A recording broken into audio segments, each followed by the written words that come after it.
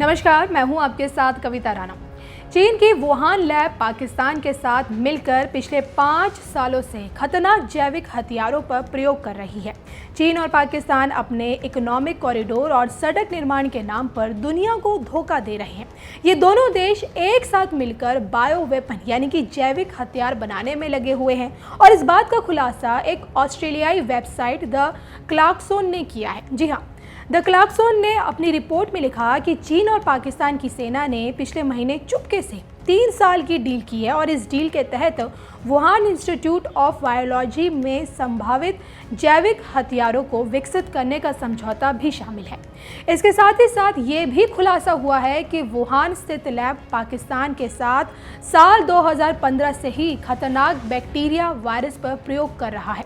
Wuhan और पाकिस्तान के वैज्ञानिकों ने अब तक 5 स्टडीज़ की हैं। इन स्टडीज़ को साइंटिफिक पेपर्स में भी प्रकाशित कराया गया है और सभी स्टडीज़ में जूनोटिक पैथोजेंस यानी कि पशु जन्य रोग की खोज और लक्षण के बारे में चर्चा की गई है। जूनोटिक पैथोजेंस की वजह से ऐसी संक्रामक बीमारियां होती हैं जो जानवरों से इंसानों में फैलती है, जैसे अभी कोरोना वायरस फैला हुआ है।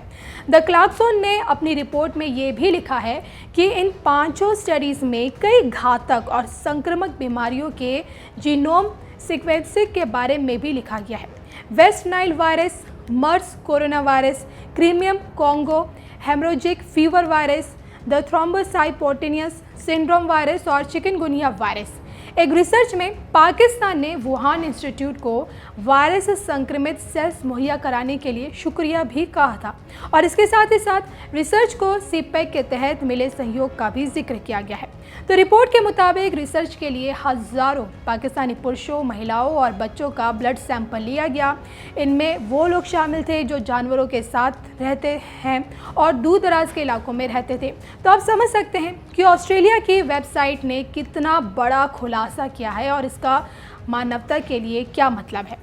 अब देखिए, पाकिस्तान तो पहले से ही मानवता का दुश्मन बना हुआ है और ऊपर से उसी की कारस्तानी है कि दुनिया के खतरनाक आतंकी उसके यहाँ पलते हैं और उन्हीं के बल पर पाकिस्तान पूरी दुनिया में आतंक फैलाता है।